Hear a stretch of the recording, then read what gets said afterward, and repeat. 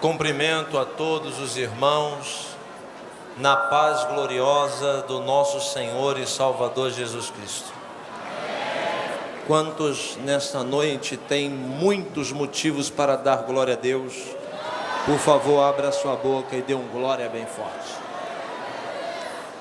Eu quero primeiramente agradecer a Deus por estar aqui, agradecer a Deus pela sua vocação misteriosa, porque com muita sinceridade eu devo confessar aos irmãos que não vejo em mim condição nenhuma de estar aqui, mas Deus aprouve pela sua infinita graça e misericórdia que eu fosse um mensageiro do seu evangelho. E eu prometi para Deus que serei fiel a essa vocação até o final da minha vida. E que nada vai parar o propósito de Deus comigo. E serei sempre firme e fiel a este propósito e chamado. Amém, queridos? Quero agradecer também ao pastor Cisino e ao pastor Reuel, que mais uma vez me honra nesta tribuna, mais uma vez confia no meu chamado, no meu ministério, ele e toda a família Bernardino. Eu sou eternamente grato. Não sou muito bom de palavras, mas eu me esforço muito, pastor, e eu quero expor aqui minha eterna gratidão diante dessa multidão que está aqui, diante das milhares, centenas de milhares de pessoas que nos assistem pela internet e diante daqueles que vão assistir pelo DVD. Deus abençoe muito o senhor, lhe retribua com saúde, com paz, com muita bênção para o senhor e sua família, em nome de Jesus. Muito bem, eu quero aproveitar que os irmãos estão em pé para fazer menção da palavra de Deus. Eu sou uma pessoa muito criticada por pregar muito no Antigo Testamento, e eu até penso, por quê? Qual será o problema de pregar tanto no Antigo Testamento? Será que o Antigo Testamento não é a Bíblia? Eu não enxergo a Bíblia como uma colcha de retalhos. Para mim, toda a palavra na Bíblia é inspirada por Deus. Para mim, tudo que está aqui é Bíblia, aleluia. Mas mesmo assim, Deus colocou no meu coração para que eu pudesse refletir com os irmãos em uma mensagem no Novo Testamento. Amém, irmãos? Então eu quero convidá-los a abrir a Bíblia Sagrada no Evangelho de Lucas.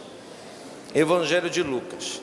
Enquanto você vai abrindo, o capítulo 7 é o capítulo que será base para a ministração da palavra de Deus nessa noite. Enquanto você abre, eu quero agradecer a Deus pela vida de cada irmão, cada colega, cada amigo, cada palavra de apoio que recebi nesses dias, mais de 3.000 mensagens no Twitter, muitas ligações. Deus abençoe, que Deus possa retribuir. De fato, não vejo palavras, não encontro palavras para agradecer, apenas meu muito obrigado.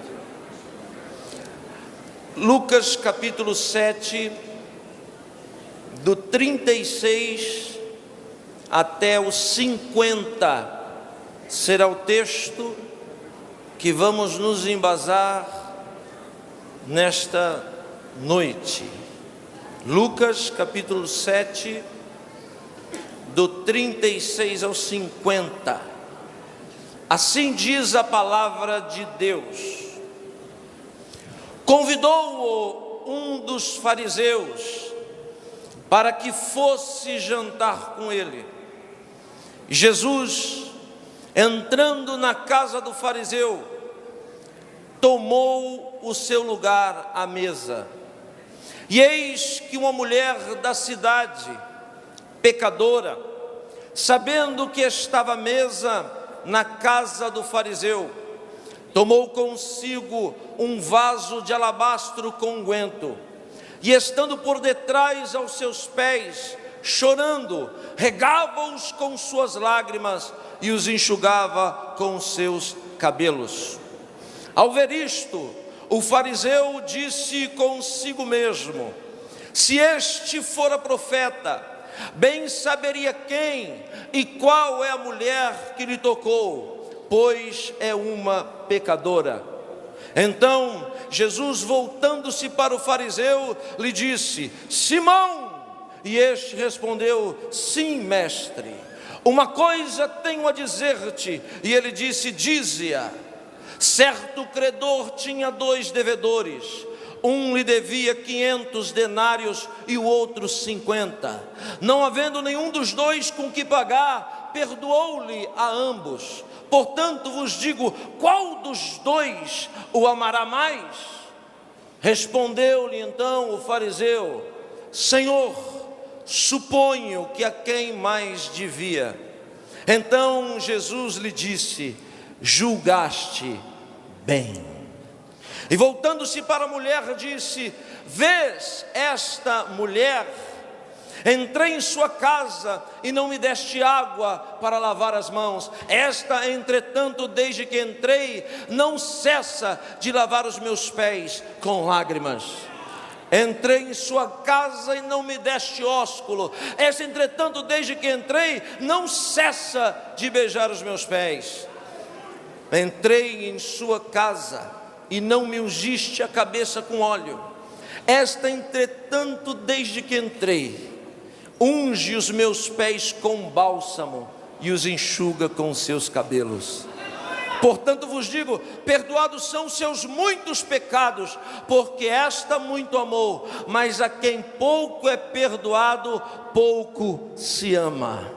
E voltando-se para a mulher, disse: perdoado estão os seus pecados. E os que estavam com ele à mesa arrazoavam entre si, dizendo: quem é este que até perdoa pecados? Mas Jesus prosseguiu, dizendo à mulher: vai-te em paz, a tua fé te salvou.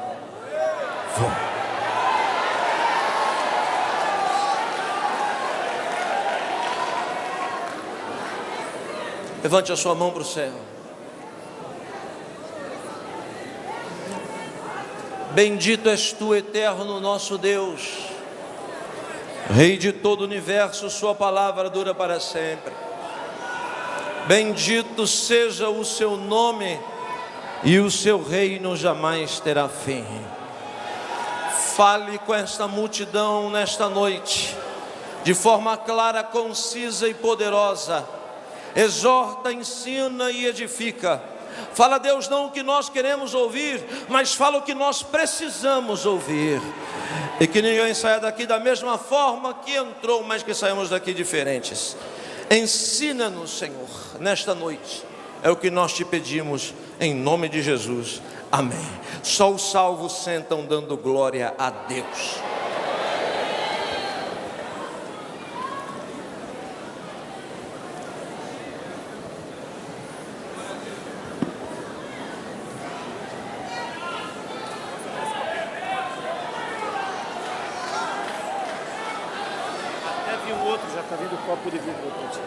Pode deixar isso. Uma das piores notícias que eu podia receber quando era um garotinho era quando minha mãe me dizia que tínhamos que comer na casa da minha avó.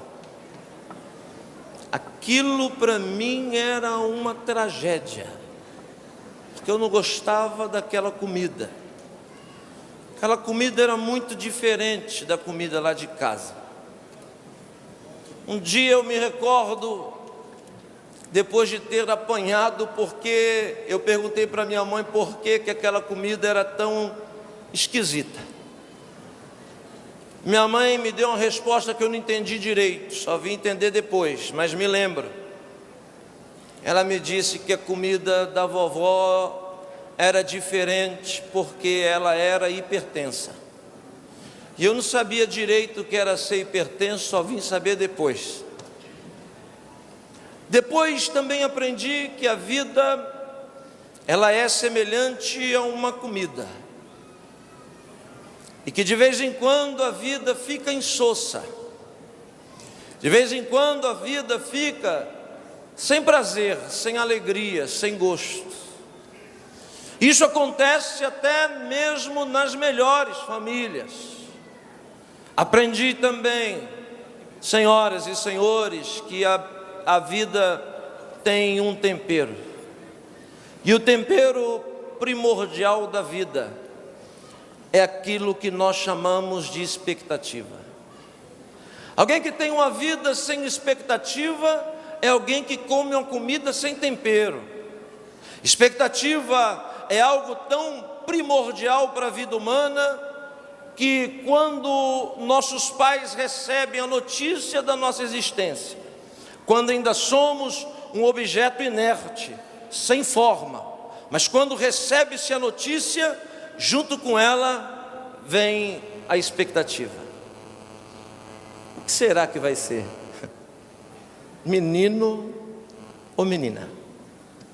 Mas como a vida é um processo constante, assim que descobre o que vai ser, a expectativa muda. E aí a expectativa muda e as pessoas perguntam: com quem será que vai parecer? Com o pai ou com a mãe? Como será o cabelo? Que cor serão os olhos? E parece que a expectativa vai dando combustão para a vida, e é só nascer, ela muda de novo, e ela muda, e as pessoas pensam: quanto tempo vai demorar para andar? Qual vai ser a primeira palavra que será dita? E a gente vai andando, e a gente vai falando, e a expectativa vai nos levando, vai nos conduzindo. É só crescer mais um pouco que ela muda. Que time vai torcer? O que vai ser quando crescer? E quando cresce, com quem vai casar? E quando casa, o que vai fazer? Expectativa é algo tão forte que até no último momento da nossa vida ela está lá, perguntando para mim e para você em sono profundo: para onde iremos nós? Se só Tu, Senhor, tem palavras de vida eterna. Alguém está perguntando aí, está falando uma coisa que não tem nada a ver. É assim mesmo, parece que não tem nada a ver. Sabe por que eu estou dizendo isso? Porque o texto que nós acabamos de ler é a narrativa de um dos cultos mais extraordinários que Jesus já participou. O texto que nós acabamos de ler é a narrativa de um dos cultos mais sensacionais da história da humanidade. E o que é culto? Culto é o lugar onde as expectativas se encontram. Culto é o lugar onde as expectativas se entrelaçam, se difundem. Ouça bem o que eu vou dizer, você prestou atenção, eu disse expectativas no plural, não no singular. Sabe por quê? Porque culto só é culto quando as expectativas se encontram. Qual é a primeira expectativa? A primeira expectativa é a nossa. Ninguém saiu de casa para vir perder tempo aqui. Nós saímos de casa na expectativa de receber algo da mão de Deus, de receber algo forte da mão do Senhor. Mas existe um outro lado na expectativa também. Da mesma forma que você espera algo de Deus, Deus também espera algo de você. E se a expectativa de Deus não é correspondida, você pode chamar o culto de qualquer coisa, menos de culto. Chama culto de trabalho, de serviço, chama culto de encontro, chama culto de reunião, mas não chama de culto, porque culto só é culto quando a sua expectativa está interessada na expectativa de Deus. Poderia dizer que culto também é uma núpcias, e para muita gente que não sabe, Deus é casado, e bem casado. Quem diz que Deus é casado não sou eu não. Quem diz que Deus é casado é o profeta Oséias. É ele que diz que Deus tem uma esposa, e essa esposa de Deus chama-se Israel. Não é só Oséias que diz que Deus é casado, não. O apóstolo João, quando escreveu o Apocalipse, também disse que Deus é casado. Em uma de suas visões, João disse: estou vendo um dragão. Ele prossegue porque a visão vai se abrindo, e ele disse assim: e vejo também uma mulher, e a mulher está grávida, e esse dragão quer matar a mulher. É uma visão. E na visão de João, a Bíblia diz que a mulher foge do dragão, aleluia, e vai para o deserto. E lá no deserto, a mulher vence o dragão, porque ela dá luz a um filho. Toda a fúria do dragão em relação à mulher é porque a mulher está grávida de um filho, aleluia. E agora a mulher dá luz a um menino. Preste bem atenção no que eu estou dizendo. É uma linguagem simbólica. O dragão é Satã, a mulher é a esposa de Deus. E Hitler não foi o único a perseguir o povo de Israel. Muitos outros tentaram perseguir o povo de Israel. Por quê? Porque o povo de Israel é a esposa de Deus. Então, o filho que está na barriga da mulher nada mais é do que aquele que tem poder para esmagar a cabeça do dragão. Então, Deus engravida Israel quando cultua com ele, porque o culto é uma núpcia. Aleluia. Se o culto é uma núpcia, então há um relacionamento entre a esposa e o esposo. E o que é a semente? A semente é o poder de gerar no homem aquilo que não existe nele. Então, quando Israel cultua a Deus, Deus desce no culto, aleluia, e semeia a palavra profética, e Israel vai ficando grávido das profecias de Deus, das profecias messiânicas, das profecias do Salvador, aleluia. Graças a Deus que a mulher deu à luz, e o menino está aqui no nosso meio nesta noite, representado pelo Espírito Santo.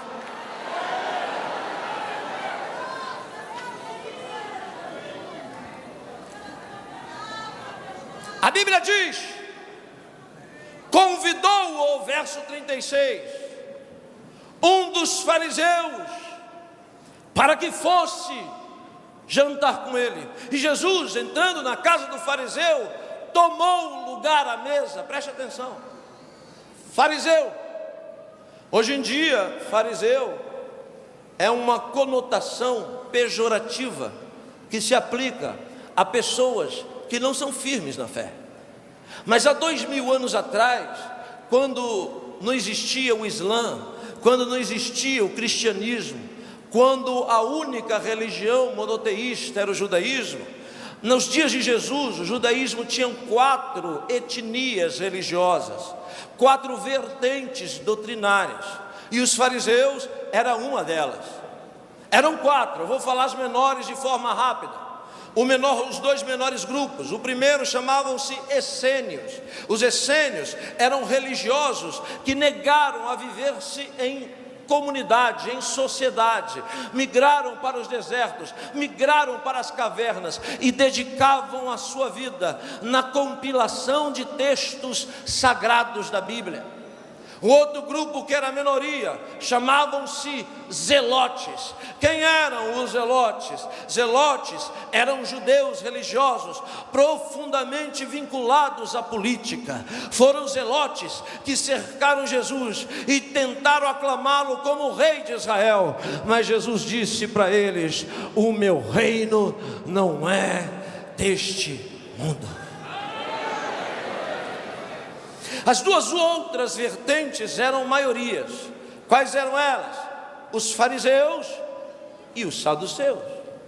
Qual a diferença entre fariseus e saduceus? É que os saduceus não acreditavam no que os fariseus acreditavam. Os fariseus acreditavam na ressurreição dos mortos. Os saduceus diziam: os mortos não vão ressuscitar. Os fariseus acreditavam na existência de anjos e de demônios. Já os saduceus diziam: anjo e demônio não existe. Os fariseus acreditavam na ressurreição dos mortos ao soar da trombeta. Já os saduceus diziam que os mortos nunca iam ressuscitar. Os fariseus diziam que Deus ia julgar o mundo em um grande tribunal. Já os saduceus diziam: Deus não vai julgar o mundo, as pessoas são julgadas na hora que morrem. Então, muito bem, eu preciso perguntar para você: quantos aqui acreditam na ressurreição dos mortos? Levante a mão. Quantos aqui acreditam na existência de anjos e demônios? Levante a mão. Quantos aqui acreditam que Deus vai julgar o mundo? Levante a sua mão. Então, irmãos, no fundo, lá no fundo, nós somos muito parecidos com os fariseus, porque acreditamos em tudo que eles acreditam. Um fariseu convidou Jesus para um culto em casa. Por favor, tenha paciência comigo nestes primeiros minutos. Há 2000 anos atrás, só 3 lugares eram autorizados para se cultuar a Deus. O primeiro lugar era um lugar onde milhares de pessoas cultuavam. Em língua hebraica, Beit HaMikdash, ou a casa sagrada. Esse era o templo. Nos dias de Jesus, o templo era o templo de Herodes. Milhares de pessoas do mundo inteiro iam adorar a Deus lá naquele santuário. Mas existia ainda um segundo lugar autorizado por Deus para se adorar. Esse segundo lugar chamava-se em língua hebraica de Keilat, Kahal, ou, se você preferir, uma Ohel. Ambas palavras são sinônimas, que querem dizer sinagoga. O que é uma sinagoga? A sinagoga é a congregação da sede. A sinagoga é a extensão do templo. Se no templo são milhares de pessoas que adoram, na sinagoga centenas. Mas ainda existe um terceiro lugar autorizado para fazer culto há 2000 anos atrás. Não é só no templo, não é só na sinagoga. O terceiro lugar é em casa. E parece que o culto se afunila. A parte larga, milhares de pessoas se reúnem no templo, mas vai se afunilando para centenas de pessoas na sinagoga. Porém, em casa, apenas um pouco mais de uma dezena de pessoas pode adorar. O fariseu, muito inteligente, na expectativa de saber quem era aquele pregador itinerante de Nazaré, aquele jovem rabino, ele na expectativa de saber quem é Jesus, então ele não marca um encontro com Jesus lá no meio da multidão, ele não marca um encontro meritíssimo lá no meio das centenas de pessoas, não, ele chama Jesus para um culto muito próximo dentro de casa. Um culto muito particular dentro de casa. Preste atenção no que eu vou lhe dizer agora, por favor. A maioria das grandes revelações que Jesus entregou pregando, Ele não entregou no meio das multidões.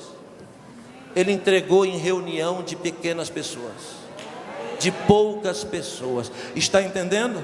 Você está vendo aqui hoje uma multidão, não é? Aí quando você chega lá na sua cidade, lá na sua igreja, tem só pouquinha gente. Toda vez que você chegar numa igreja e tiver pouquinha gente, liga as antenas, porque é Deus querendo falar no particular com você. É Deus querendo ministrar algo só para você.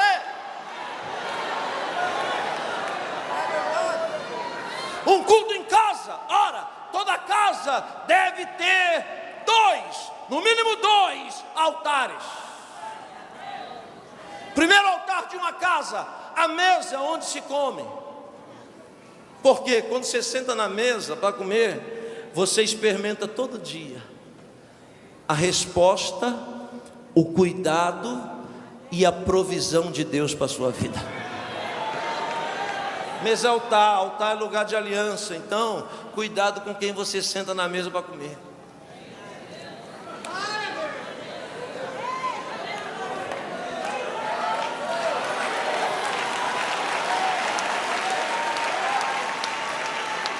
segundo altar dentro de casa é a cama onde se dorme. O pacto não é de maná, o pacto da cama é de sangue.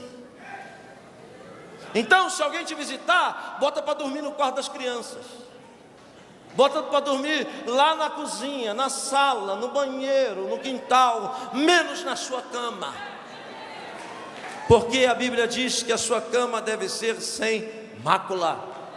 Por isso que eu vou falar de mim, opinião pessoal minha, eu sou contra crente casado em motel. Por quê? Porque se deita na mesma cama que a prostituta se deitou, que o homossexual se deitou, e que abominações foram feitas contra Deus, e se torna como ele.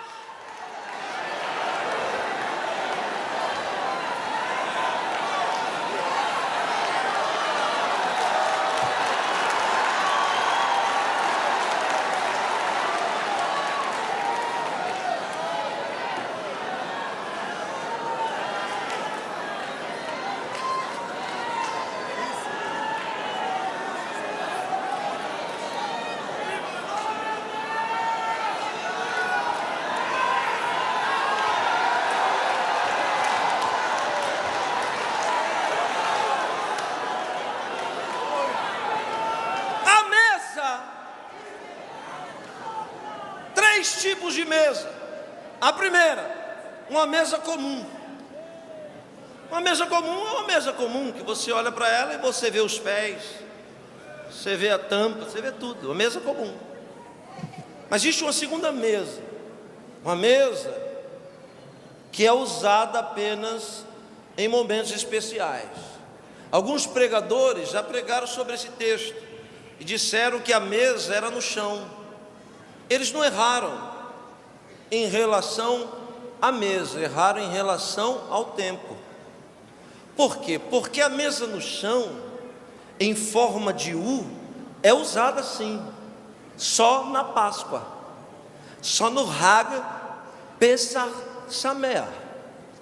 Por que que é só durante 7 dias no ano que judeus comem no chão? Pode ser milionário de Nova York, pode ser riquíssimo da Argentina ou do Brasil, não importa quem ele é, mas durante 7 dias, todo judeu no mundo tem que comer no chão. Por quê? Para se lembrar de onde veio. A Páscoa, pastor Paulo Marcelo, é para fazer o povo não se esquecer de onde veio, que hoje eles são ricos e poderosos, mas quando sentam no chão, se lembra que um dia foi escravo e comeu no chão. De vez em quando, Deus tem que colocar umas mesas dessa para nós, Dedé.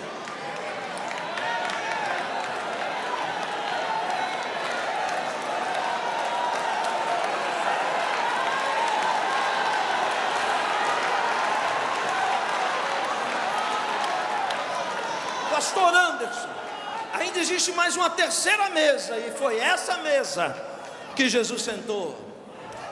Essa mesa é uma mesa chamada de Kiddushá. Kiddushá, se você reparar, é uma palavra que tem uma raiz hebraica muito parecida com a palavra hebraica popular, Kadosh. Kiddushá e Kadosh é quase a mesma coisa, só que Kadosh quer dizer santo e Kiddushá quer dizer santidade. Uma mesa de Kiddushá, ela não é no chão, ela é de pé. Só que quando alguém olha para ela, aleluia, estou sentindo a presença de Deus. Quando alguém olha para uma mesa de Kiddushá, ele não consegue enxergar os pés da mesa. Por quê? Porque uma mesa para essa cerimônia deve-se cobri-la ou forrá-la. Preste atenção, eu sei que você está imaginando, com uma toalha, vamos chamar de toalha, de linho branco fino, grosso. Ela não deve ir, pastor Napoleão, só até a metade.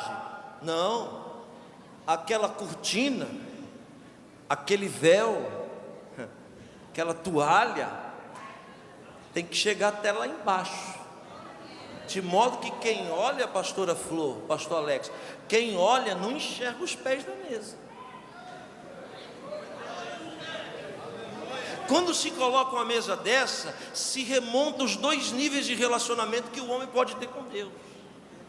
O primeiro nível é quando alguém senta na mesa e aparece para os homens. A Bíblia chama este lugar, quando você aparece e os homens te enxergam, de lugar santo.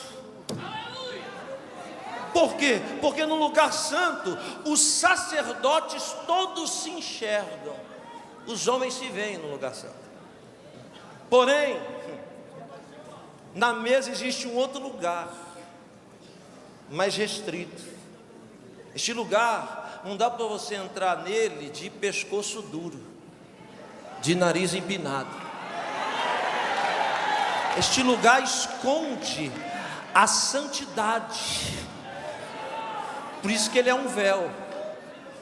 E lá do outro lado daquela cortina grossa, onde está a santidade, aleluia, estou sentindo a presença de Deus, ninguém pode entrar de pé, só se entra prostrado.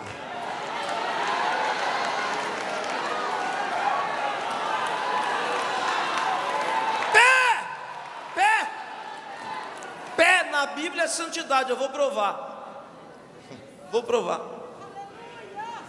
De novo Apocalipse, João vê Jesus glorificado.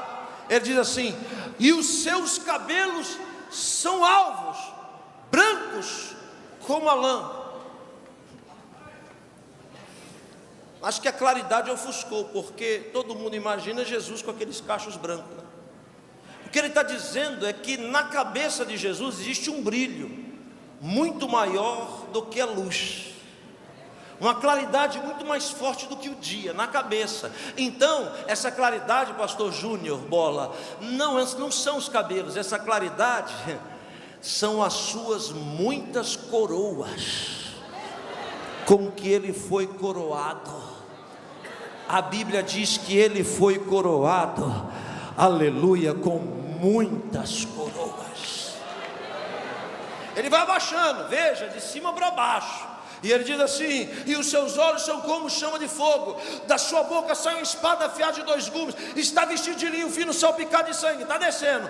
Quando João vê os pés, veja, as pessoas podem ver a misericórdia de Deus e viver, as pessoas podem ver a glória de Deus e viver, as pessoas podem ver o poder de Deus e viver, mas ninguém pode ver a santidade de Deus e viver.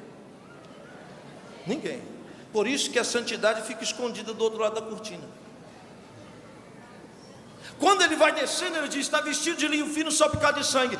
Quando João olha e vê os pés, que é a santidade de Jesus, ele diz assim: e os seus pés brilham como um latão reluzente.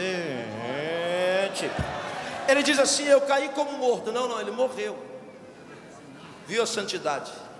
Quando ele morre, Jesus vem, aleluia, de lá, toca nele e o ressuscita e diz: João, não temas, eu sou o alfa e o ômega, o princípio e o fim. Fui morto, mas hoje vivo, e tenho nas mãos a chave da morte, a chave do inferno.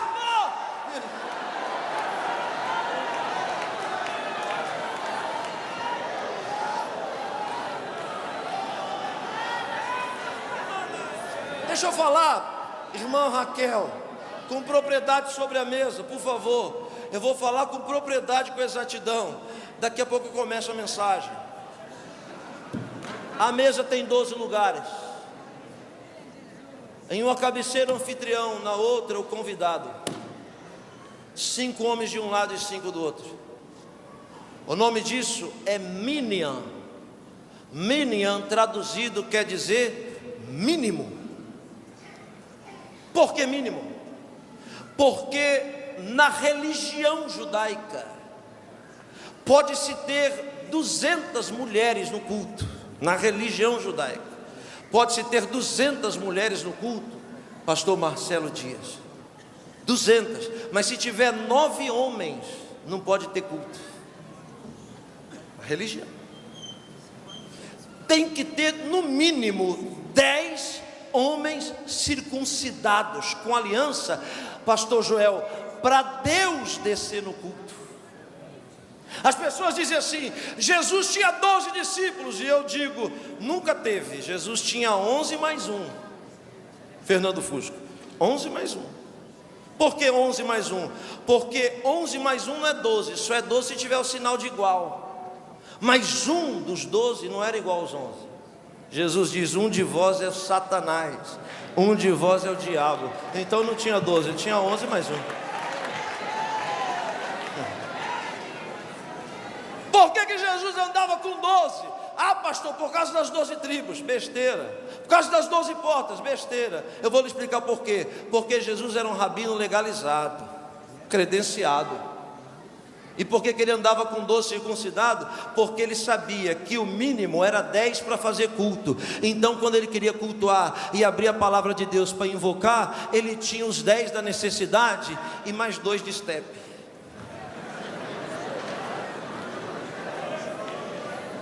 Ouça a frase que eu vou dizer com atenção, por favor.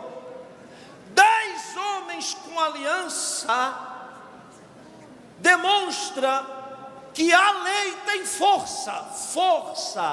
A lei tem força, porque a lei diz, se tiver 10 homens que acreditam em mim, aliançados, eu desço no culto, mas tem que ter 10. Essa é a força da lei. Mas ouça a frase agora. Veja o que é o poder. Força é uma coisa, poder é outra.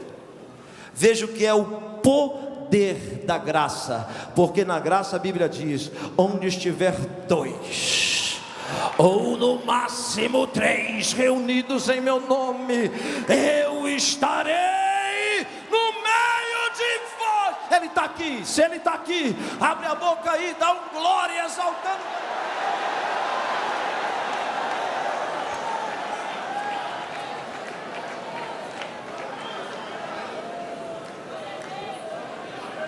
O fariseu convidou Jesus na expectativa, quero ver se ele é mesmo Salvador, quero ver se ele é mesmo Messias. Armou tudo, botou os 10 homens, sentou na cabeceira, chegou Jesus. Sentou aqui, o culto começou. Culto michuruca, culto perereca, sem expressão, culto sem força nenhuma, culto onde os fariseus vão cultuando, e Jesus está no culto, mas não faz nada. O culto começa, você imagina toda aquela etiqueta, você imagina toda aquela rotina, aquele culto que todo mundo já sabe o que vai acontecer, toda aquela liturgia, todo mundo já sabe o hino que vai cantar, a oferta medíocre que vai dar. Todo mundo já sabe o que o pregador vai pregar. Todo mundo já sabe o que vai acontecer no culto. E nesses cultos, Jesus está, mas não se manifesta.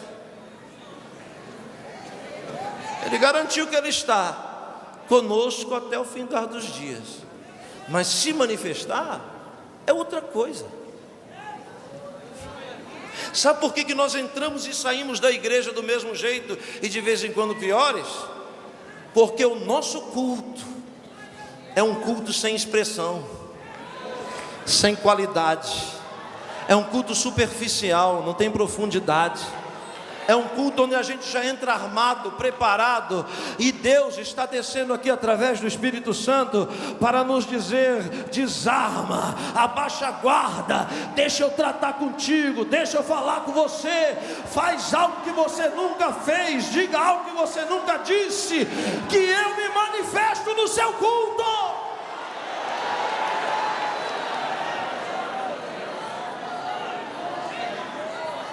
Que nos faz receber milagres é a qualidade do nosso culto. Se a gente entrar no culto decidido a impressionar o Senhor, irmão, Ele não resiste não. O culto vai daqui, vai de lá, vai daqui, vai de lá, e Jesus está calado olhando. Legal, bom, pensando. E o culto vai para lá, vem para cá, e vai para lá, e vem para lá, e vem para cá, e Jesus está no culto calado. Até que algo fora do script acontece no culto. É a expressão de alguém determinado a não perder a viagem. é a expressão de alguém determinado a não perder a chance. Eu não sei, meu irmão, se você está entendendo. Sabe qual que é o nosso problema? Nosso problema é acreditar que nós vamos ter outra chance amanhã. Mas e se hoje, agora, for o último culto da sua vida? Vai ficar calado, de cara fechada, olhando? Se você souber que essa é a sua última chance, se você souber que essa é a sua última oportunidade, você vai ficar moado como está aí? Ou você vai levantar, abrir a boca e dizer: essa chance eu não vou perder, esse momento eu não vou desperdiçar, Jesus está no culto e eu vou fazer algo diferente.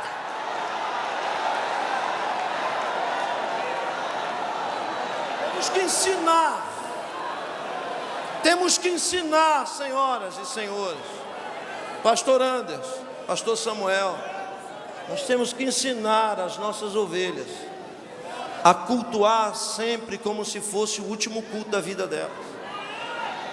Irmãos, me ouçam por favor. Se esse fosse o nosso último culto, nossa única oportunidade hoje, a gente ia ser mais intenso, mais legítimo, mais original. A gente ia colocar as cartas na mesa e dizer: Senhor, eu não aceito sair daqui da mesma maneira que entrei. Eu sei que tu está no culto, então faz algo. Aleluia.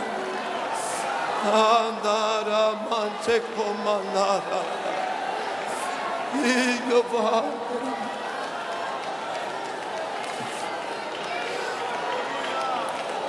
O ontem já não existe mais.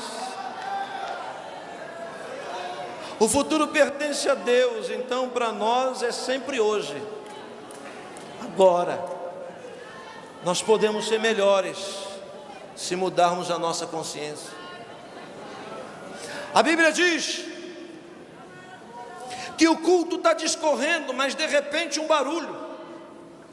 Pau! Alguém burlou a segurança lá fora e entrou correndo. Alguém fora dos padrões da religião. Alguém fora dos padrões da cultura. Alguém entra correndo, chorando enquanto todo mundo está calado. Alguém entra correndo com um vaso, com um odre nas costas. E esse alguém que entra correndo olha, e olhe bem para mim, não enxerga a vaga para ele na mesa. Irmão, quando não tiver vaga para você na mesa, olhe para mim, pode acreditar que existe uma vaga para você debaixo da mesa. A Bíblia diz, aleluia, estou sentindo a presença do Espírito Santo, que a mulher vem correndo e ela sabe que ela não pode sentar na mesa, então ela vem correndo e entra debaixo da mesa. Eu estou dizendo algo debaixo da unção do Espírito Santo de Deus. É uma resposta para a sua vida. O Senhor está esperando algo de você há muito tempo. E você está querendo fazer o que os fariseus fazem, o que qualquer um faz. O Senhor está lhe dizendo: não, eu não te chamei para ser fariseu, eu te chamei para ser adorador.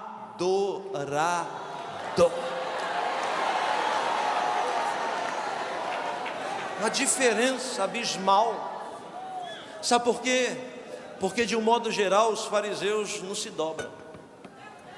De um modo geral os fariseus não adoram. Para chegar na santidade do Santo dos Santos, tem que se dobrar. A mulher vem correndo e ela vem para fazer tudo o que os religiosos não fazem. Ela vem trazendo um odre cheio de bálsamo, entra debaixo da mesa e olhe bem para mim, já tinha se passado muito tempo do culto, que Jesus estava quieto, mas foi só alguém fazer algo diferente que o culto mudou, tomou outros rumos, aleluia, outras direções. Sabe o que aconteceu? Primeiro, lá na outra extremidade da mesa, o fariseu olhou e pensou e disse: está aí a resposta que eu esperava. Se este homem fosse realmente o Messias, ele ia saber que essa mulher que está tocando nele é uma pecadora. Veja que a ótica do homem é a ótica do Senhor. O homem está dizendo, ele não é o Messias não, porque a mulher que está tocando nele é pecadora. Olhe para mim. Aí Jesus, conhecedor dos corações, abriu a boca pela primeira vez, estava calado até agora, olhou e disse: Simão! Aí ele: sim, mestre. O senhor estava calado até agora, não falou nada? Porque algo diferente aconteceu no culto.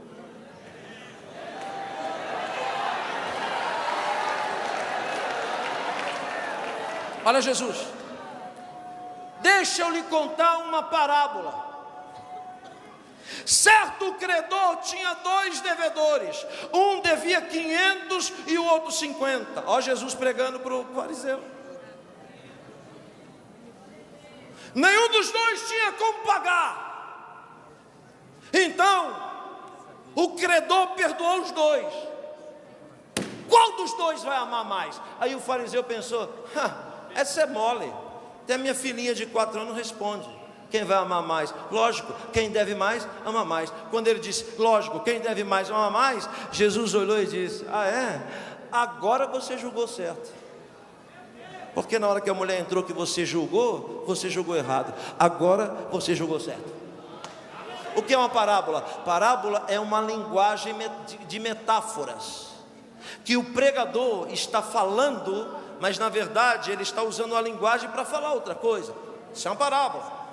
A Bíblia fala de várias parábolas, e as parábolas têm uma regra. Olhe bem para mim, qual que é a regra da parábola? Quem prega para o ouvinte prega, e depois no final faz uma pergunta. Por quê? Porque a resposta de quem está ouvindo vai ser uma sentença para a sua própria vida. Por isso, se o Senhor te fizer alguma pergunta, bota as barbas de molho. Cuidado com o que você vai falar, porque da sua própria boca pode sair a sentença para a sua vida. Eu vou lhe provar, deixa eu lhe provar. Deus chamou o profeta Natã e disse: Natã, vai na casa de Davi e conta para ele uma parábola. No final faz uma pergunta, e a resposta vai ser uma sentença para a vida dele. Natã chegou e disse, o profeta chegou e disse assim: Davi, um homem tem 100 ovelhas e outro tem uma. E esse que tem 100 foi lá e tomou a única do outro. Davi está ouvindo. Pior coisa que pode acontecer conosco é achar que Deus não está falando conosco, está falando de outra pessoa.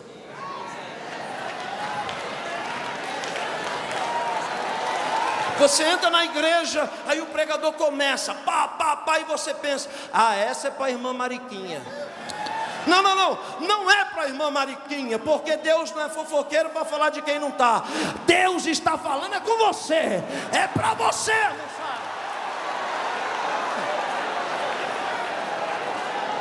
Primeiro erro que nós podemos cometer é achar que Deus está falando conosco, mas de outra pessoa.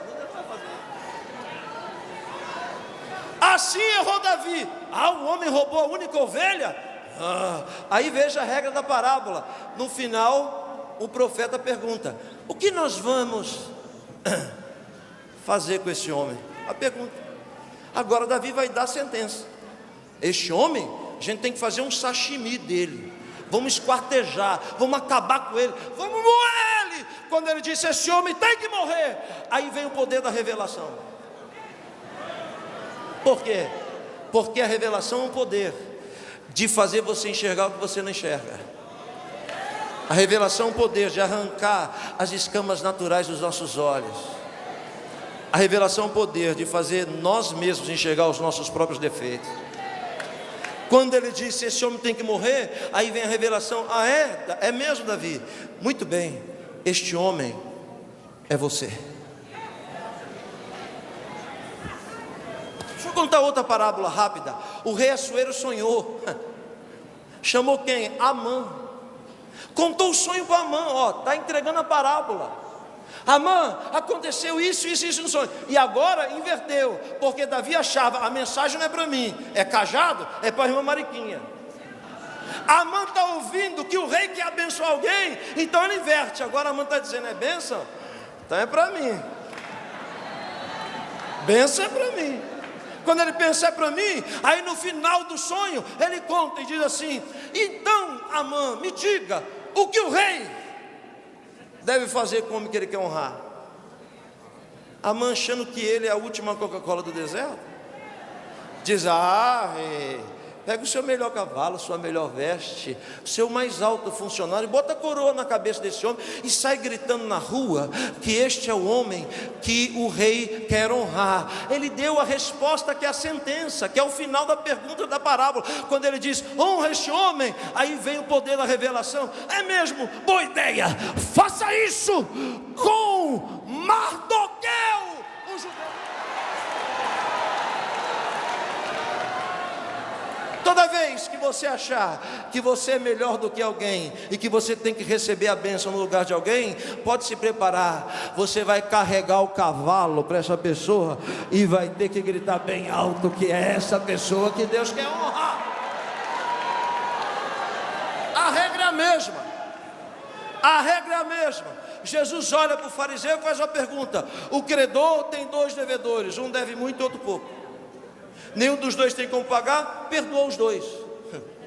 Olha só, contou a história, vai perguntar: qual dos dois vai amar mais? E o fariseu não entendeu que quem devia muito era a mulher, que o credor era Deus, e que quem devia pouco era ele. Preste atenção, devia pouco, mas também devia, porque se existe algo comum entre nós, essa é a nossa natureza caída. A Bíblia diz, todos pecaram e destituídos foram da glória de Deus. Então, todos nós devemos, não é? Então a Bíblia diz, aleluia, glória a Deus, que o fariseu olhou e deu a sentença. Lógico que quem ama mais é aquele que deve mais. Aí Jesus deu risada e disse, com o cantinho da boca, agora você acertou, porque quando ela entrou, você errou, julgaste bem. Por que Jesus contou a parábola? Olhe para mim, sabe por quê? Porque ele é o Messias. E um dos enquadros que se dá ao Messias é o que o apóstolo dos gentios o chama de segundo Adão. Porque o primeiro Adão, quando caiu, preste atenção no que eu vou dizer, o primeiro Adão, quando caiu, tirou todas as coisas do lugar. Quer dizer o quê? Quer dizer que quando Deus criou o leão, antes da queda, o leão não era uma fera, o leão não era carnívoro. O leão só se tornou uma fera carnívora depois que Adão caiu, que ele tirou as coisas do lugar. Por isso que Jesus é o segundo Adão.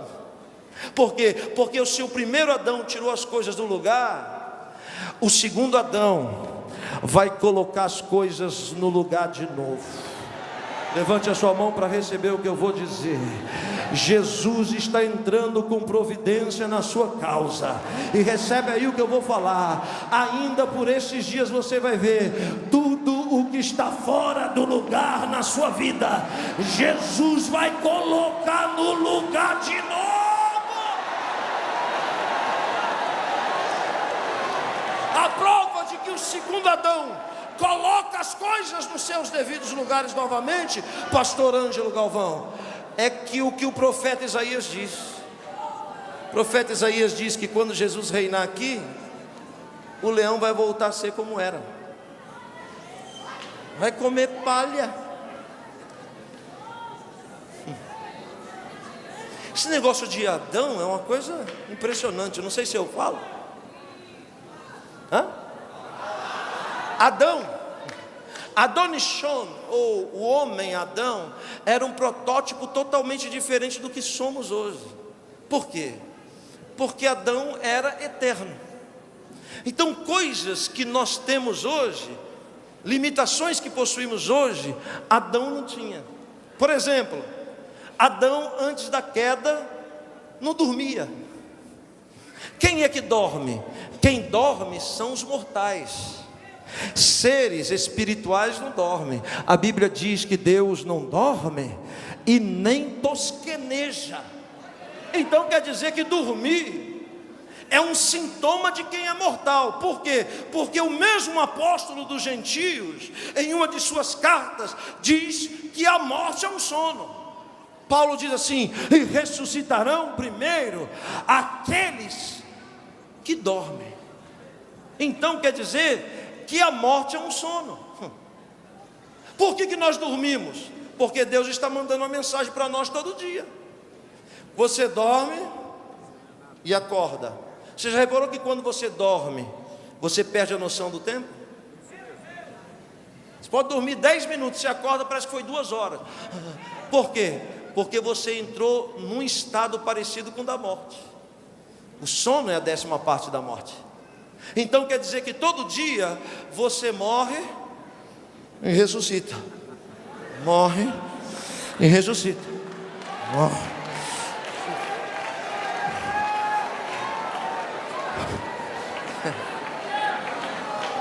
Por que Deus te mata e te ressuscita todo dia? Para dizer para você: está se gloriando por quê? Não aguenta 2 dias acordado? Está achando que é quem? Fica aí, ó, 2 dias já fica perambulando. Eu não durmo, mortal. Eu sou eterno e estou assentado acima das estrelas. Então, todo dia a gente morre e ressuscita, morre e ressuscita, morre e ressuscita. Mas vai chegar um dia que você vai morrer, aleluia, e quando você ressuscitar, você não vai dormir nunca mais, porque você vai receber um corpo glorificado, um corpo de glória.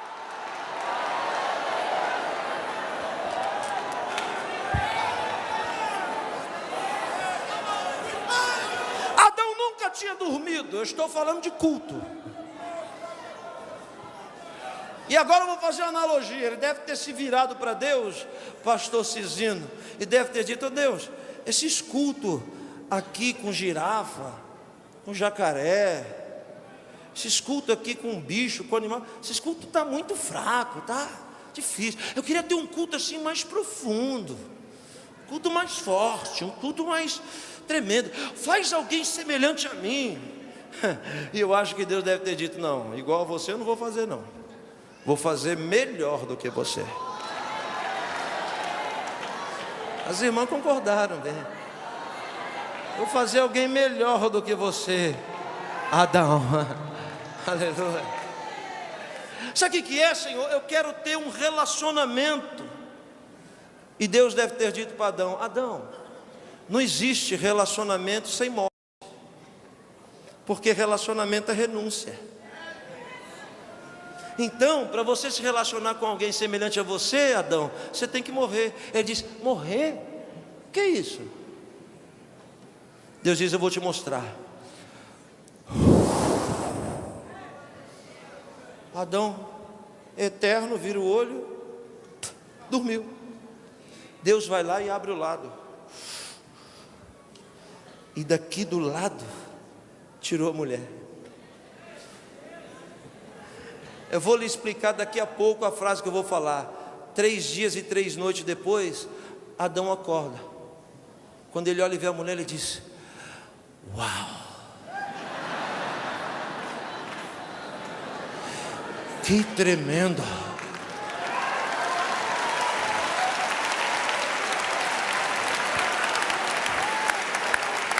Ah, Deus, agora vai ter culto aqui todo dia, de manhã, de tarde, de noite, vigília, encontro. Vai ter culto, vai ser um avivamento total.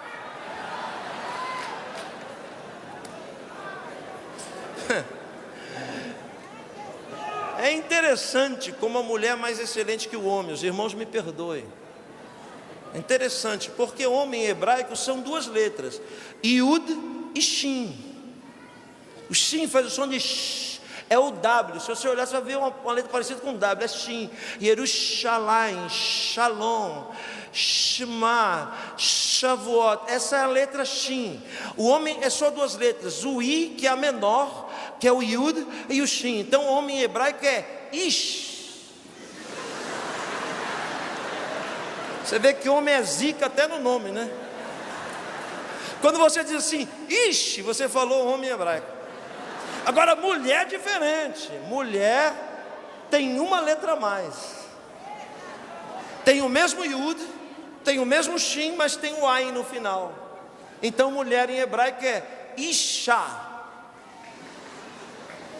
Você vai em algum lugar, fala assim, tem café? A mulher diz, não tem café, só tem chá. Você vai dizer, Isha, falou hebraico.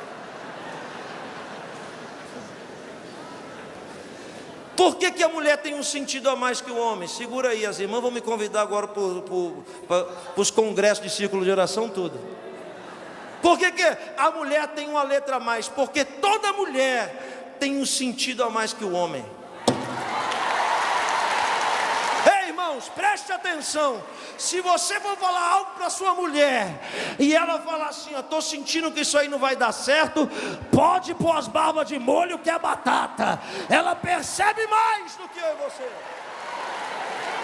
Aí alguém me disse assim, eu vou, não sei se eu falo mais uma, fala, pastora Flor.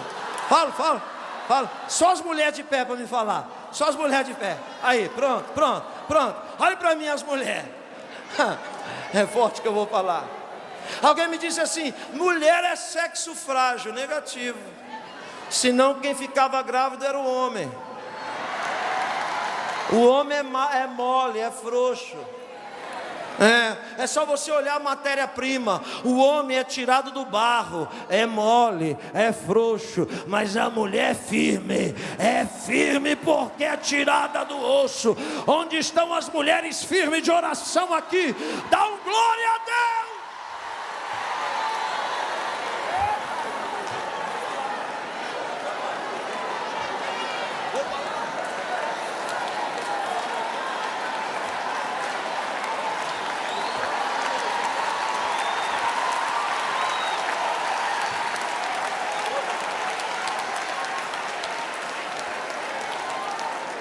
Ouça bem aqui, preste atenção, volta para mim de novo.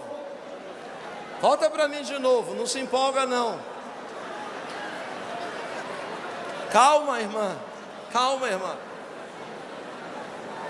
Adão disse para Deus, eu quero me relacionar com intensidade.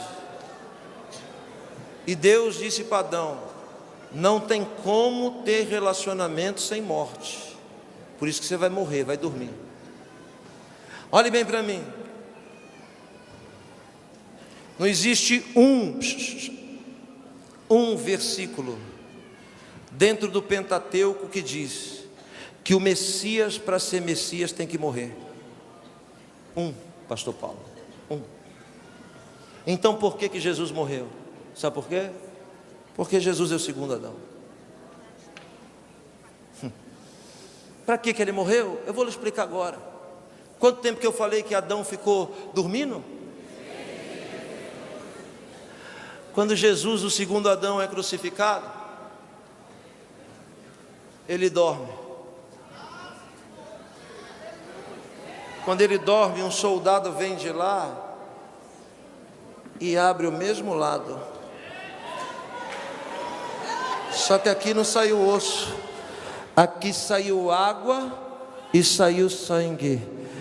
3 dias e 3 noites dormindo. Quando ele ressuscita, lá já estava a sua noiva, a igreja, sua esposa, lavada no sangue e purificada na água da palavra.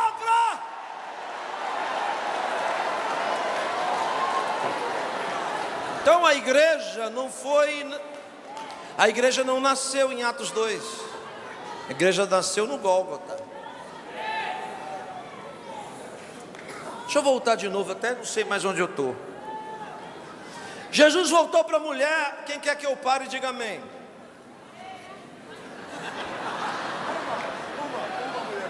Quem quer que eu continue, diga glória a Deus.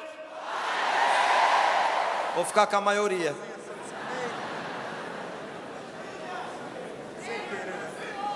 Olhe para mim, por favor, preste atenção no que eu vou dizer. Quando Jesus diz, julgaste bem, ele fez o papel de colocar as coisas no lugar. Aí Jesus olhou para o fariseu, veja, o culto vai mudar agora. Ouça o que eu vou dizer. Jesus olha para o fariseu e diz para o fariseu assim: vê, olhe para cá, vê esta mulher. Meritíssimo. Jesus não disse viu essa mulher.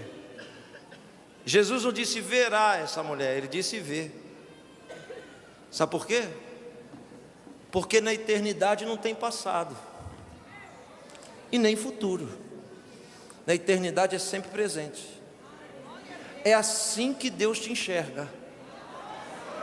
O Senhor não te enxerga como você era.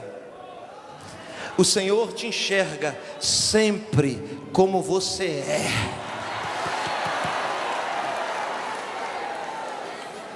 Ele não disse você viu. Ele disse você vê. E ver é forte que eu vou dizer. O fariseu não estava vendo porque ela estava do outro lado do véu. Existe um lugar seguro onde Deus nos esconde. Deus nos esconde no seu pavilhão, diz o salmista, longe do alcance dos nossos inimigos. Deus está te escondendo com um véu grosso e dizendo: ainda que você ande pelo vale da sombra da morte, não temas, não temas, porque eu te escondo debaixo das minhas asas.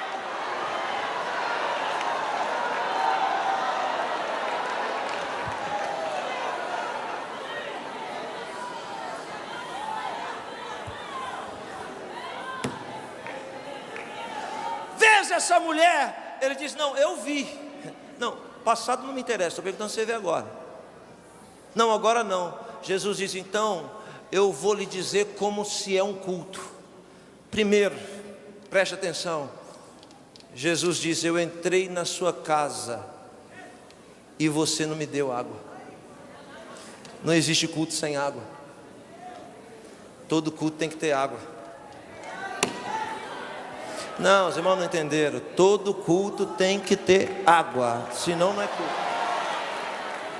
Ele disse: eu entrei aqui e ninguém me deu água. Por que Jesus está cobrando água? Sabe por quê? Eu vou lhe explicar. Porque dentro da religião, se tiver dois elementos sagrados na mesa, não é uma questão de higiene, é uma questão de religião. Tem que se lavar a mão, fazer a oblação. Se tiver vinho e pão, não pode tocar no fruto da terra se a mão não tiver as pontas dos dedos molhada. Quem está me entendendo, diga amém. Então, tinha pão e vinho, elementos sagrados, que inclusive é usado na nossa ceia. Se tem pão, como é o cerimonial? Ele lava a mão, pega o pão e racha de cima para baixo. E como é que ele diz? Baruch atah Adonai Eloheinu melech haolam, amotz le'amin ha'eretz, baruch shen kavod malchuto leolam vaed. Bendito és tu, eterno nosso Deus, Rei de todo o universo, que fazes brotar na terra o pão. Bendito seja o seu nome, o seu reino nunca terá fim. Mas ele disse: eu entrei e ninguém me deu o mínimo, água. Olhe bem para mim. A água que Jesus se refere é uma água conhecida de todos, inclusive naquela época. Jesus é tão revolucionário como pregador, ouça o que eu vou dizer, que ele é o primeiro pregador da história da humanidade a dizer que existem dois tipos de água. Primeiro, água morta. Água morta é uma água que não se manifesta, que não se expressa. Água morta é uma água que não tem fundamento, não serve para nada. Jesus diz que existe um outro tipo de água, a água viva. Ele diz para a mulher assim: se tu soubesses quem é que fala contigo, João 4, então tu é que pediria, porque essa água aí você vai tornar a ter sede. Mas se beber da água que eu posso te dar, você nunca mais terá sede, porque ela vai jorrar para a vida eterna. João 7,37, ele está olhando os judeus lavando as escadarias do templo, no último dia da festa. Ele se levanta e diz: aquele que crê em mim, como diz as escrituras, fluirão de dentro de si rios de água viva. Água morta brota da pedra, da cachoeira, do rio, do riacho, do mar. Água viva não. Água viva brota de dentro do homem. O que é água viva? Viva porque fala, se expressa.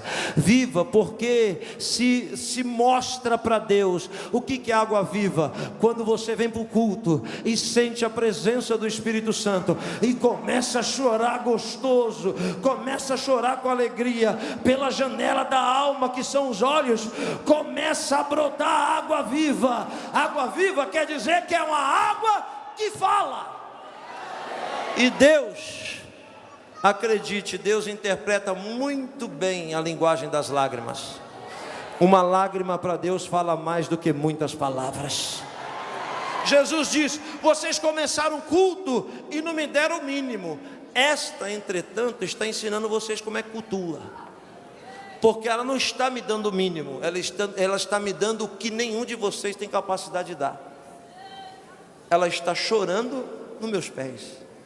Segunda coisa que Jesus cobra no culto, ele diz: eu entrei aqui nesta casa e ninguém ungiu a minha cabeça com óleo. Ora, isso é um ritual também. Lá na porta tinha um vasozinho de barro com óleo, azeite de oliva cru. Quando chegava alguém que tinha ministério, quando chegava alguém que tinha unção, então a pessoa, para declarar unção na vida de quem chegava, molhava no dedo óleo e ungia a bola da orelha direita, o dedão do polegar aqui da mão direita e o dedão do pé direito, e declarava que aquela pessoa era ungida. Era uma gotinha só de óleo de azeite de oliva cru. Jesus diz: eu entrei aqui, ninguém me deu nenhuma gotinha. Esta, entretanto, não está me dando uma gotinha, está derramando tudo. E não é azeite de oliva cru não, é bálsamo de mirra, 7 vezes mais caro do que o azeite cru.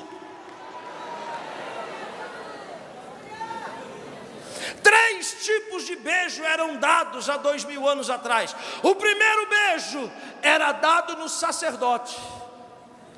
Onde se beijava o sacerdote? Na face. Como é que se beija o sacerdote? Pescoço duro, olho no olho, beijou. Quando beija no rosto, se declara: somos iguais, temos a mesma estatura. Por isso que Pedro escreve em uma de suas cartas: nós somos povo santo, raça eleita e sacerdócio real. Então sacerdotes se beijam na face, mas se beija assim, de pescoço duro, de nariz reto, de olho no olho, beija no rosto. Jesus diz: eu entrei aqui, ninguém me beijou. O segundo tipo de beijo é dado nos profetas. Só que profeta não se beija no rosto, profeta se beija no punho. E para beijar o punho, irmão, não pode mais ficar de pescoço duro, tem que abaixar um pouco. Por quê? Porque todo profeta é maior do que sacerdote. Qual o papel do sacerdote? O sacerdote tira de baixo para mandar para cima. Profeta não. Profeta tira de cima e manda para baixo. Então profeta é maior do que sacerdote. Aleluia. Se é maior, se inclina o pescoço dizendo: você é maior do que eu. Beijou o punho e o profeta diz: Deus te abençoe. O terceiro tipo de beijo não é dado no sacerdote e nem no profeta. O terceiro tipo de beijo é dado no rei. E rei não se beija no rosto, Rei não se beija no punho, rei se beija nos pés. Um rei está sentado no trono, as pessoas estão de pé. Quando ele se levanta do trono, as pessoas se prostram. Quando ele dá o veredito, a pessoa corre, abraça as pernas do rei e beija os pés do rei. Você viu o que Jesus disse? Eu entrei aqui e ninguém me viu como um sacerdote. Eu entrei aqui e ninguém me viu como um profeta. Esta, entretanto, desde que entrei, beija meus pés. Sabe por quê? Porque ela sabe que eu sou o Rei dos Reis e o Senhor dos Senhores. Onde estão os irmãos que vão beijar os pés do Rei? Abre a boca aí agora, deixa eu ver, deixa eu ver.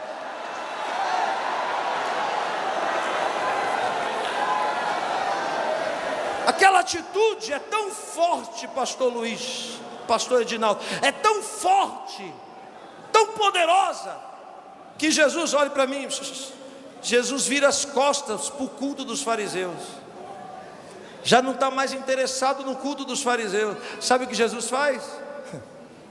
Desce, com licença, abre a cortina e diz: isso é que é culto. Era isso que eu estou esperando há muito tempo. Faz tempo que eu espero um culto poderoso desse. É impossível você sair daqui da mesma forma que entrou. Qual que é o seu problema? É aleijada? Não, não. É cega? Não, não. Está com a mão mirrada? Não, não. O seu problema é pecado? Então recebe. Perdoado estão os seus pecados.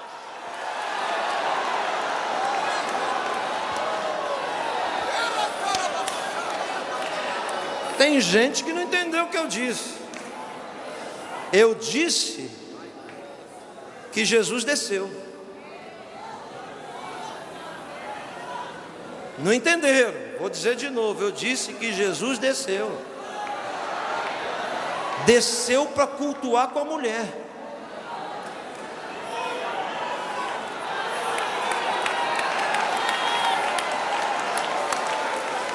Deixa eu tentar explicar de novo. Espera aí.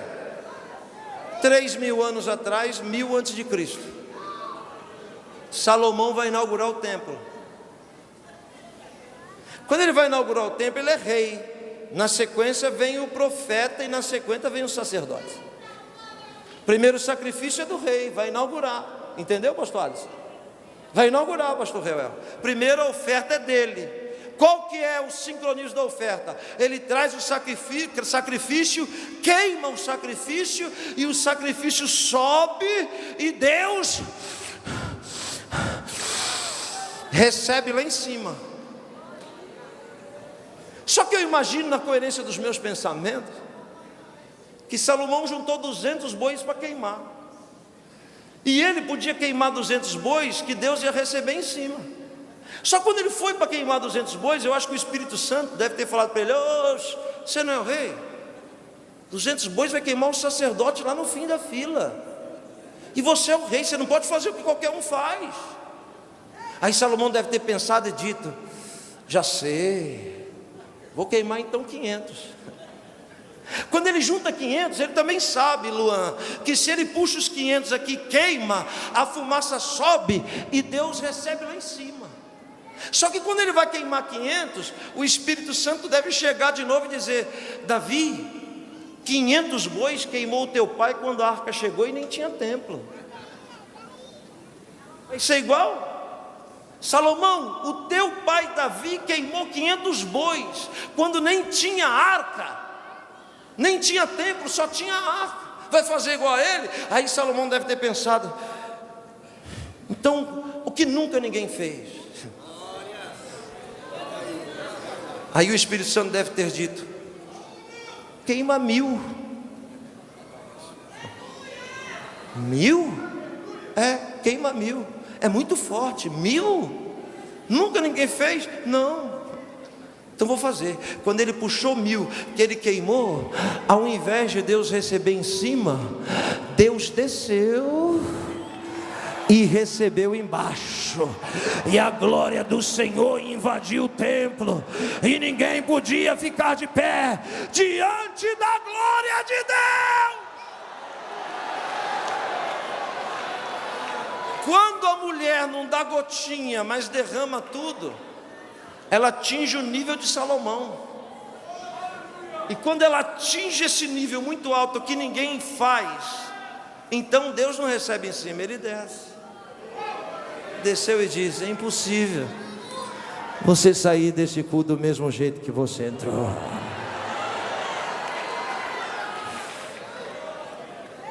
O que eu estou dizendo?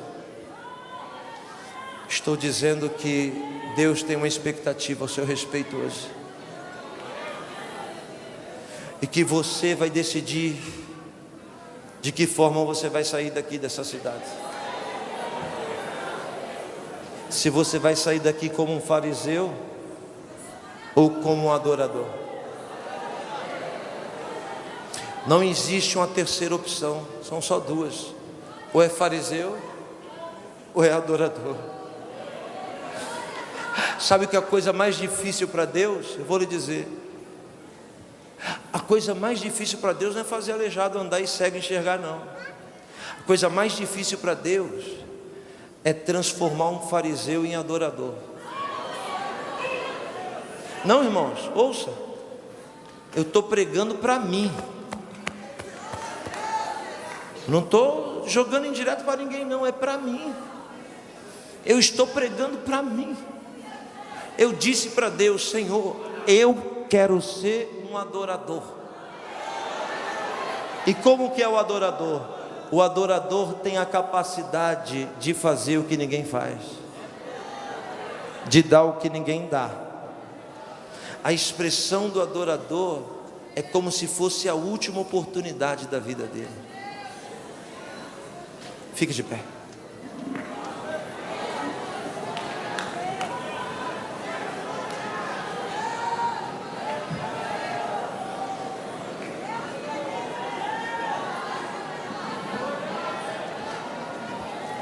Vou te dar 5 minutos.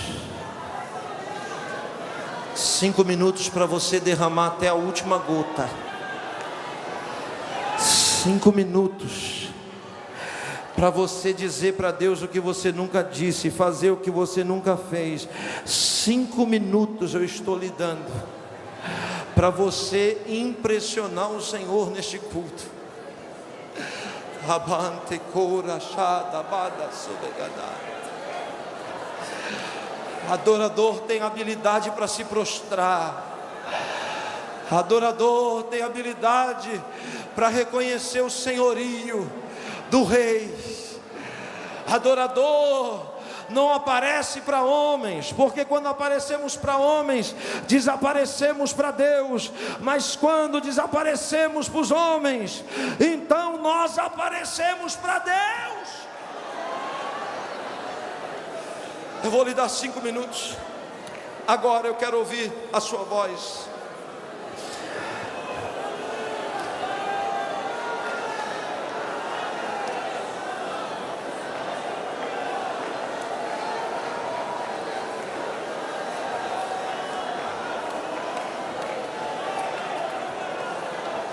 Onde estão os adoradores nessa noite?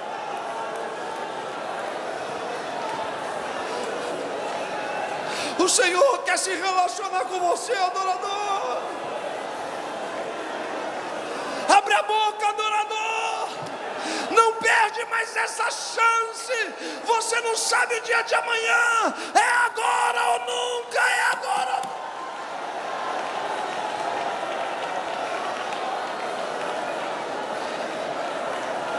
Jesus está aqui.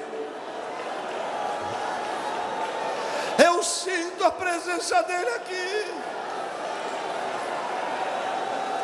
Eu sinto a presença dele. Você está sentindo a presença dele?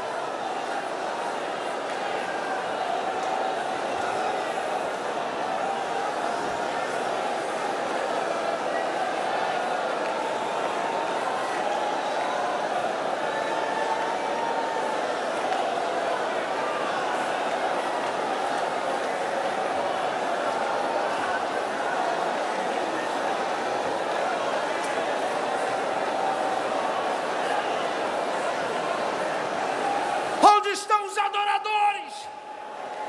Começa a derramar, começa a se derramar.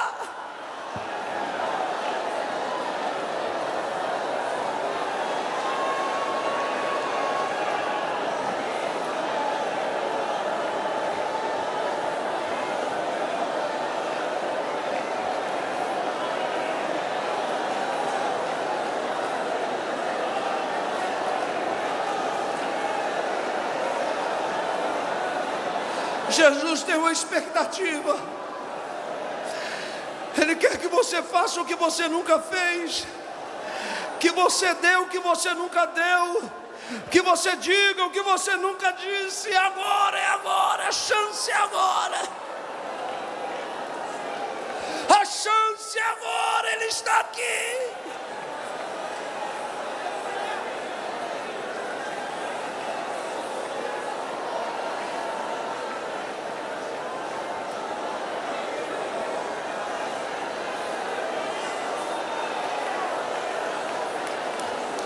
Fecha com chave de ouro. Vai, vai, vai, derrama mais, derrama mais, derrama mais, derrama mais.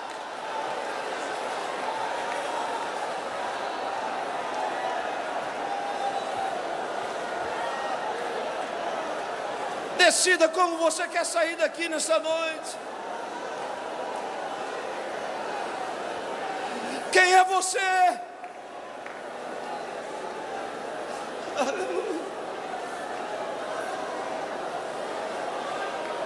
Aleluia.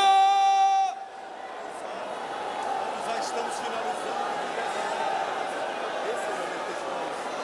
Estamos finalizando.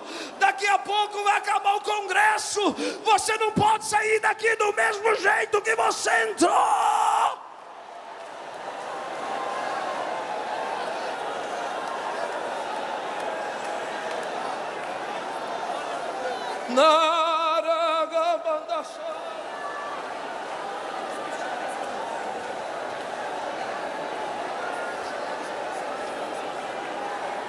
Aleluia!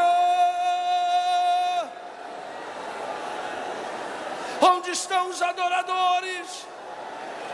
Onde estão os adoradores?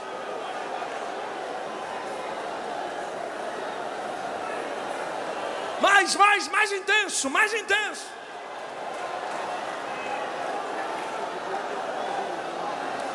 Mais intenso, mais intenso.